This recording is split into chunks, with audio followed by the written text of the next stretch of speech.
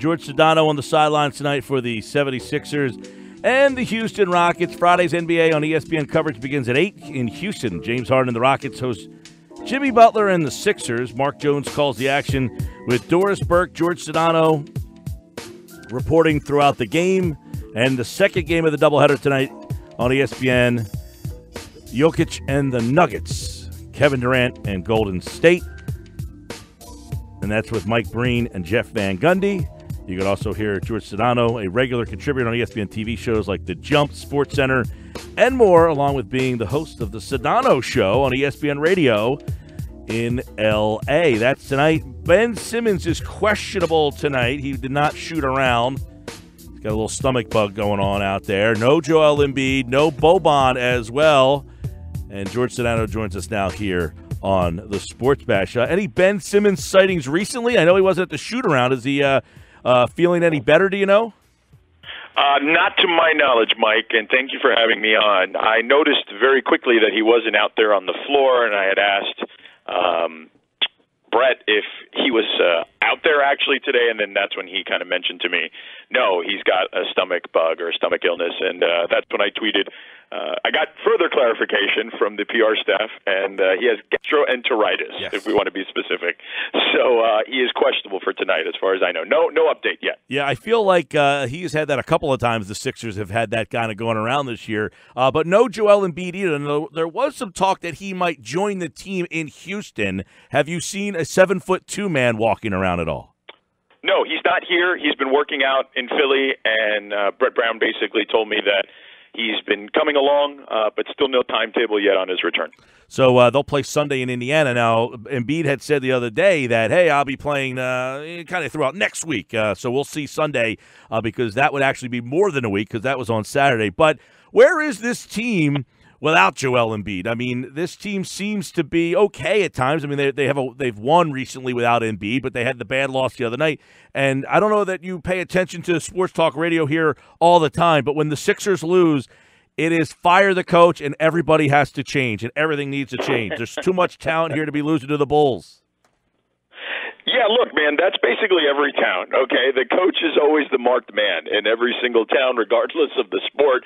It's, unfortunately for those guys, the most disposable position because, generally speaking, what ends up happening is the general manager takes very little heat in those situations, and the coaches take the brunt of the criticism because fans feel like they can do a better job than the coach, which is, let's face it, not the case. But, yeah, look, that's just the lifestyle that these coaches live, and Brett understands that. And he understands that there are expectations on this team now, no longer dealing with, quote-unquote, the process anymore. And they've got a loaded roster.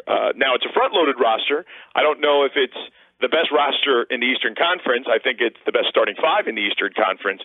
But they certainly lack some depth, and I don't know what Brett can do about that, to be honest with you. Yeah, I mean, at this stage of the game, their biggest obstacle, George, seems to be chemistry issues. I mean, yeah, you mentioned the top front-loaded, but in the playoffs, those guys are going to play more minutes. But it seems, as Brett said the other night, we're cramming. We're trying to get these guys. And I do see a lot of basic mistakes that happen. And I don't know, some people will say, well, that's coaching, and other people will say, well, that's chemistry issues. Well, I think it's the latter. I talked to Tobias Harris briefly today at shoot-around, and I was asking him how he's acclimating, and he says he's acclimating great. Like, he loves it. He's got a place there now. He's all settled in. And on the court, he says, yeah, man, we're still trying to figure each other out. Like, there's going to be some time, unfortunately, for us to have to do that, and then the injury bug is hit, and so they haven't played that many minutes together. I think that their starting five has only played 73 minutes together, the current starting five with Tobias and Jimmy and everybody. So that's not good, and there's not that much time left. But, look, we still have about a month or so in the season. They're probably going to sneak in, 17, 18 games or whatever's left and try to get those guys up to speed as quickly as possible. But they're going to have to wait on Joel. And when he comes back into the lineup, hopefully they can get those guys together and figure it out. They are fantastic, by the way, when those five guys are on the floor. In those 73 minutes, they're a plus 44. So that's pretty damn impressive. That's an interesting stat, Jorge Sedano. You're out of ESPN LA. Tobias, I mean, I don't know how much love the Clippers get in the sports talk radio realm, but has he, he was not a guy that a lot of people nationally knew a whole heck of a lot about, and he was kind of like, when he got here, it was like, wow, I didn't realize this guy was that good. It feels like the fans didn't really notice him. But do you think that he is a more impactful player here in Philly than he was in L.A.? Well, he was asked to do a lot more with the Clippers. I think there's that. But I do think he can be more impactful because I think the Sixers have a legit championship aspiration in them, whereas the Clippers, look, they were just happy making the playoffs at that point, and if they can win in the first round, that'd be nice. But the Sixers, this is about getting a championship now. Okay, you've got that front-loaded roster as we talked about, and adding Tobias into the mix, who I think, by the way, they should consider signing long-term, depending on what else is available to them in free agency. I do think that he's a big piece to their success if they're going to be successful and go deep into the playoffs. On the Sedano show on ESPN Radio LA, would you get callers regularly asking about Jimmy Butler's offseason availability for the Lakers? Not really. I mean, I think they look at Jimmy Butler as like Plan D, potentially. So they're not really all that interested in Jimmy Butler. Now, I like Jimmy as a player. I'm a little more old school in that sense, though I do understand kind of the way guys act and handle themselves in their business these days. But I like that Jimmy will just tell you how he feels. And sometimes he's a little too honest.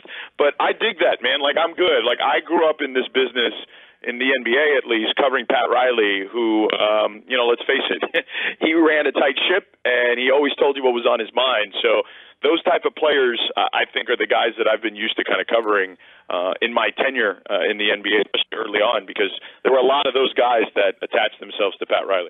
George Sedano is with us. He'll be part of the broadcast tonight. Mark Jones, Doris Burke. ESPN's coverage begins at 8 o'clock. James Harden and the Rockets, when they were in Philly, the Sixers lumped them up pretty good. That was a while back.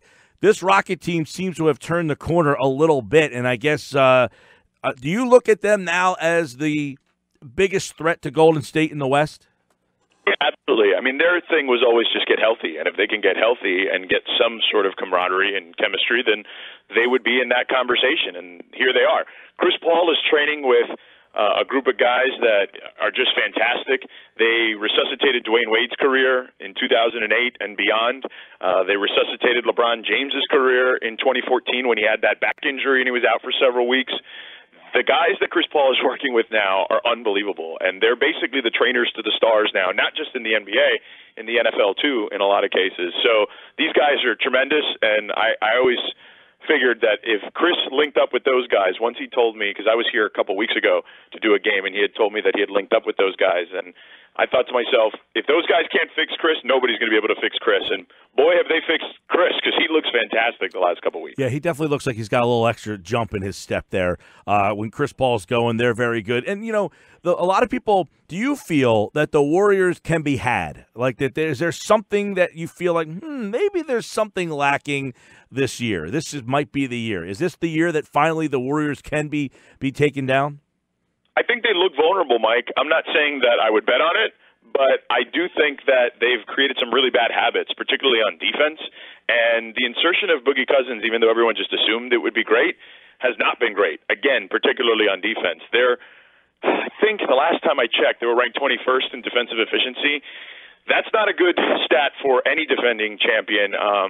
There's not a lot of precedent for a team winning a championship and being even outside the top 10 in both offensive or defensive efficiency categories, so let alone being 21st. But they've got as big a margin for error as any team in NBA history, arguably, because they've got all those guys on that roster. They'll be a part of the doubleheader tonight against the Nuggets. That's 1 versus 2 in the West. Should be fun. Mike Breen, Jeff Van Gundy have that call. 8 o'clock, Eagles, Sixers. See what we think about here a lot. Sixers and Rockets. James Harden and Jimmy Butler. We'll see if Ben Simmons plays. George Sedano, a regular contributor to ESPN TV, ESPN Radio LA. So you're in LA as well. What is the problem that happened to the Lakers this year? They were 4th at one point. I get it, LeBron got hurt. Did all the trade rumors really derail that team that much? No, I mean, the team was ill-conceived from the get-go. There's a game plan to building a team around LeBron James, and it's built around a lot of shooting. And Magic Johnson and Rob Pelinka decided to zig while everyone was zagging because they didn't want, quote-unquote, specialists, and they didn't want to be like Cleveland. And, yeah, they basically signed a bunch of guys that were going to take the ball out of LeBron's hands, and that didn't make a ton of sense. And those veteran signings were all pretty bad for the most part. And the young guys took a lot of grief, and they honestly didn't deserve it. Because early on, were there some struggles, particularly between Brandon Ingram and LeBron creating chemistry? Yeah, but Brandon Ingram, the last month or so, has been phenomenal. So he looks like the number 2 pick in the draft from a couple of years ago now. And he's playing pretty well with LeBron James. All 4 of the veteran additions that were added this offseason were or are a negative. They're a negative when on the floor this season with LeBron James. All those young guys are on the positive end of their net rating. So, look, Magic and Rob did a poor job putting this team together, and they can sit there and say, well, you know, this was never going to be a year about winning a championship, but they never in their wildest dreams thought they were going to miss the playoffs. So, yes, injuries played a big role in that, and yeah, the Anthony Davis stuff may have kind of hurt the young guys' confidence a bit, but to me, the biggest issue here was the fact that this was ill-conceived from the jump. Tonight, 8 o'clock, right here, 97.3 ESPN. ESPN Television has it. Mark Jones, Doris Burke, and our guest, Jorge Sedano, right here on the Boardwalk Honda Hotline as the Sixers try to figure out a way to beat this Rockets team with no Embiid, maybe no Simmons. We shall see. George, appreciate it, pal. Good time. You got it, Mike. Anytime.